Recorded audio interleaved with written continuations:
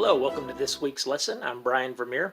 We're continuing our series on the life of Joseph and looking at avoiding life's pitfalls. Today we're looking at the pitfall of injustice, and we're going to be mainly looking at Genesis chapter 40. So, what injustice is Joseph undergoing here? If you remember from last week's lesson, Joseph had been sold as a slave into Egypt. And while working for his master Potiphar, he was seduced, or at least attempted to be seduced, by Potiphar's wife. He refused to give in to her, so she had him framed. When she came to him once, she grabbed onto him and grabbed his robe. He ran away. He left his robe in her hand and ran out of the house to avoid her. But then she used his robe as proof that he had been in there with her and accused him of trying to rape her. So Potiphar has had Joseph now thrown in prison. So here Joseph is in prison for something that not only did he not do, but something that he actively tried to avoid. Something that someone else was trying to do, and he was trying to avoid it. So we also saw last week how even though Joseph was a slave, he decided in his mind, if I'm going to be a slave, if this is where God has put me right now, then I'm going to do the best at it that I can. And we saw how that benefited him in that he immediately became the head of Potiphar's household. Well, now he has found himself in prison. So we're going to finish up chapter 39 and see what happens to Joseph while he is in prison. So let's take a look at Genesis chapter 39, verses 21 through 23. It says, "But the Lord was with Joseph and extended kindness to him. He granted him favor with the prison warden. The warden put all the prisoners who were in the prison under Joseph's authority, and he was responsible for everything that was done there. The warden did not bother with anything under Joseph's authority because the Lord was with him, and the Lord made everything that he did successful." So Joseph, in prison, takes this same mindset that he had when first given to Potiphar. If I'm going to be in prison, if this is where God has decided to put me right now, then I'm going to be the very best prisoner that I can be. And this is the attitude that God wants us to take when we find ourselves in bad situations. Number one, don't lose your faith in God. God has you there possibly for a reason. There are times in my life when I have found myself in situations that I really didn't want to be in and was questioning, some of the life choices that I had made that had gotten me there. And I just had to remember that, if this is where God wants me right now, then I've just got to do my best. And that's not always easy, but that's the attitude that Joseph took, and that's the attitude that we took. And don't lose your faith in God. If you find yourself in what you think is a bad situation, remember God knows where you are. And God may have a reason for having you in the situation that you're in. And we're going to find out here in a few minutes what the reason was that God had Joseph here. And secondly, again, make the best of the situation. Do the best you can with whatever lot you're given. Behave as well as you can. If you're given a task to do that is unpleasant, still do it the absolute best that you can, because that pleases God. So Joseph has found himself in prison. He's decided to be the best prisoner he can be, and before long, the captain of the guard notices Joseph's work ethic the same way that Potiphar did, and he places Joseph in charge of all of the other prisoners, just like Potiphar had placed Joseph in charge of all the other slaves. So Joseph now is in a position of authority. And it even says there, kind of similar to what it said about Potiphar, it says the warden did not bother with anything under Joseph's authority. So Joseph has got himself in so much trust with the warden, with the captain of the guard, that now the warden doesn't worry about anything that's going on. Joseph's in charge of it. I know it's going to get done. That's the kind of attitude people need to have about you. They need to know that if they assign it to you, then it's going to get done. If it's something that you're going to take care of, if you tell them you're going to take care of it, then they know it's going to get done. That's the way we need to live our lives. We need to live our lives in such a way that if something is assigned to us or if something is given to us, then people don't need to be watching us all the time. They know it's going to get done. And that's how Joseph was. So, Joseph is now going to find out why he's put in prison. Maybe not completely, but we'll see at least a reason why Joseph, or why God allowed Joseph to be put in prison. Let's go to chapter 40 now and look at verses 4 through 8. It says there, the captain of the guards assigned Joseph to them as their personal attendant, and they were in custody for some time. The king of Egypt's cupbearer and baker, who were confined in the prison, each had a dream. Both had a dream on the same night, and each dream had its own meaning. When Joseph came to them in the morning, he saw that they looked distraught. So he asked Pharaoh's officers, who were in custody with him in his master's house, "Why do you look so sad today?" "We had dreams," they said to him, "but there is no one to interpret them." Then Joseph said to them, "Don't interpretations belong to God? Tell me your dreams." So Joseph is in charge of the prison, and now he's being assigned 2 special new prisoners to look after. And these are Pharaoh's cupbearer and his baker. These are the people who cook for Pharaoh and the man who tastes the food for Pharaoh. So the man who prepares Pharaoh's food and then the man who tastes Pharaoh's food to make sure it hasn't been poisoned or anything are both thrown into the prison.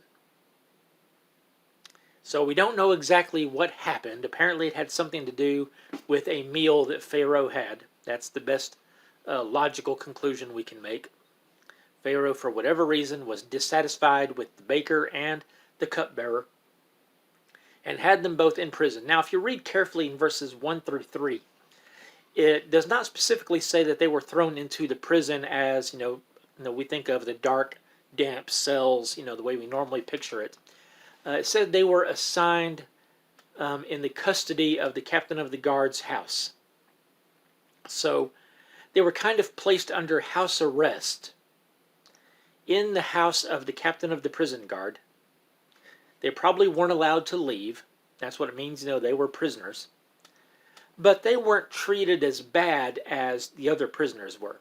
And it says that the captain of the guard has assigned Joseph now. He's reassigned Joseph from being in charge of all the prisoners in the prison to being the personal attendant to these 2. So Pharaoh has probably had these 2 placed under house arrest, and while he determines what their final fate is going to be. He has not come up with their final sentences yet. And since these 2 are high-ranking officials in Pharaoh's court, the captain of the guard decides, okay, I'll have Joseph assigned to them. He'll take care of them. He'll take care of whatever needs they have while they're assigned here. Well, one night, they both have a dream. And the next morning, they're kind of confused and distraught, and they're discussing it with each other. And Joseph comes to them, and he says, what's the matter? Why are you looking like that? And they said, well, it's because we had this dream, and we don't know what they mean. People back then gave a lot of thought to dreams and believed that dreams meant something. Dreams always meant something. There are people today who still hold to this belief. My personal belief is that 99% of the time, dreams don't mean anything. Can God speak to you through dreams? Yes, he can. We see it several times in the Bible, but I think that when he does, you're going to know that's what he is doing. And he's going to bring someone to tell you specifically what it means. Don't go to books or especially non-Christian authorities to try to interpret dreams for you, and don't assume that every dream you have means something, because they don't. Scientists still aren't entirely sure what dreams actually are. The best explanation I've heard as to what a dream is that when you fall so deeply asleep, your brain actually becomes very, very short of completely shutting down. So there's a portion of your brain then that kind of triggers an electric shock to wake your brain up, and that causes your eyes to move. You've heard of rapid eye movement or REM sleep, and this is when your dreams occur. That causes your eyes to move. So your eyes are moving, but your brain doesn't know what you're looking at, so this other part of your brain makes up a story to explain what it is you're looking at. And that's kind of the best explanation that I've heard. That's the one I kind of hold to myself, or at least would like to believe until we can find something further as to what dreams actually are. It's just a story that your brain makes up to explain why your eyes are moving while you're asleep. But in this case, God was talking to these two through their dreams, and notice he brings Joseph to explain to them what the dreams mean. So if your dream actually means something, you don't need to go find a book or try to look up what the dream means. God will send someone to you to let you know what it means if he doesn't tell you himself, if the dream is not so obvious. For example, when Joseph had the dream where the angel appeared to him and said, "Take Mary and go to Egypt." That was a direct message from God through his dream. Well, these two each had a dream. They say we don't have anyone to interpret them. And notice what Joseph replies. Don't interpretations belong to God? Only God can interpret your dream. If your dream means something, only God can tell you what it means. So he then says, "Tell me what your dreams were." Because he feels God telling him, "I'm going to let you know what these dreams are." So Joseph is going to become a prophet here. He's going to give these two men a message from God. Well, it turns out that the cupbearer had a dream in which he saw 3 clusters of grapes. And it says he picked the grapes and he squeezed the juice into a cup and he placed the cup in Pharaoh's hand. And Joseph says, "That's great." Because God tells Joseph and Joseph tells the cupbearer, this means that in 3 days, Pharaoh is going to restore you back to your job. He's going to forgive whatever it was that you've done, or he's going to decide you're not guilty, and he's going to give you your job back. So when you get there, then he tells the cupbearer, when you get your job back, since you're in a position where you can talk to Pharaoh, would you do me a favor and let him know about my situation, how I was placed here unfairly, and see if you can pull any influence to get me out of here. Well, the baker gets excited about this as well. So he tells Joseph what his dream is. And the baker's dream is that he has 3 baskets of bread on his head. And birds come down and they eat all the bread out of the baskets. And Joseph then immediately turns kind of downhearted. And the baker, expecting to get a good interpretation like the cupbearer did, wants to know what's going on. And Joseph tells him, "Unfortunately, your dream means that in 3 days, the 3 baskets represent 3 days. And in 3 days, you're going to be taken from this place and are going to be hanged." So apparently, whatever it was that happened that had Pharaoh put them in prison, Pharaoh is probably going to decide that it was the baker's fault and the cupbearer was innocent. The cupbearer is going to be released and given his job back, and the baker is going to be hanged. Well, what happens to these two? Let's look at verses 20 through 23 of Genesis chapter 40. It says, "On the third day, which was Pharaoh's birthday, he gave a feast for all his servants. He elevated the chief cupbearer and the chief baker among his servants. Pharaoh restored the chief cupbearer to his position as cupbearer, and he placed the cup in Pharaoh's hand. But Pharaoh hanged the chief baker, just as Joseph had explained to them. Yet the chief cupbearer did not remember Joseph. He forgot him." So 3 days later, Pharaoh has a party to celebrate his own birthday. He has the cupbearer and the baker both brought before him in front of all the people. And the baker is probably saying, see, Joseph was wrong. I'm going to get my job back too. But instead, just as Joseph had said, the cupbearer is restored to his position and the baker is hanged. So we see here that Joseph was right. God gave Joseph the correct interpretation of the dream. But we see this story does not have a happy ending, at least yet. Joseph had asked the cupbearer, when you get to Pharaoh, let him know about my situation, see if you can help me get released. And it says the cupbearer forgot Joseph.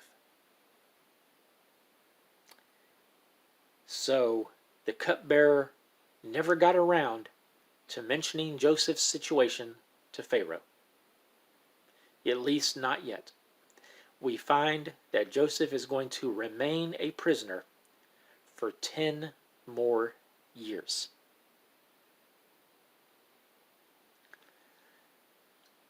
Sometimes injustice happens. Bad things happen. I once gave a talk in my church on 5 reasons why bad things happen to good people. And I said that it could be the result of somebody else's sin. It could be the result of our own sin. It could be because God is trying to teach us something. Or it could be just because we live in a sinful world. People are evil. People are naturally bad. That's our sinful nature. That's our curse. The world is cursed. Go back to Genesis 1, or actually Genesis 3. And you'll find that the world is cursed. And that means bad things are going to happen. And there are some times when we appeal to God about it, and God's answer is simply deal with it. Because God may be wanting to see how you are going to hold up. Again, how did Joseph hold up under this? Number 1, he did not lose his faith in God. When bad things happen to you, when you find yourself in an unfair situation, do not blame God for it. There are many people who use that type of a situation to turn away from God. Did God put you in that situation? Not likely. You're probably in that situation because of choices that you made, or possibly because of choices that somebody else made. But God himself did not directly put you in a bad situation. If he did, it's because he's trying to show you something. Now, God allows you to be put in bad situations. But don't blame God for the situation that you're in. If you look deeply, you'll probably find that oftentimes the only person to blame is yourself. Sometimes there are other people you can blame as well. But remember, people are sinful. Bad things are going to happen. Do we have to like it? No. But it happens. So don't lose your faith in God. God knows where you are. God knows what has happened to you. And secondly, make the best of the situation. Just as Joseph did, if I'm going to be a slave, I'll be the best slave I can be. And then if I'm going to be a prisoner, he went from a bad situation to a worse situation, but he kept his faith and he decided, if I'm going to be a prisoner, I'll be the best prisoner I can be. And he got noticed in both situations. And his situation was alleviated somewhat. He was placed in positions of authority that may or may not happen to you. But show those other people the best of yourself when you find yourself in a bad situation. Joseph is going to eventually get out of this prison. We're going to find out about this next week when we look at the pitfall of hard times. Joseph will be freed, but that does not mean that everything is still going to go well. So, I'll see you next week.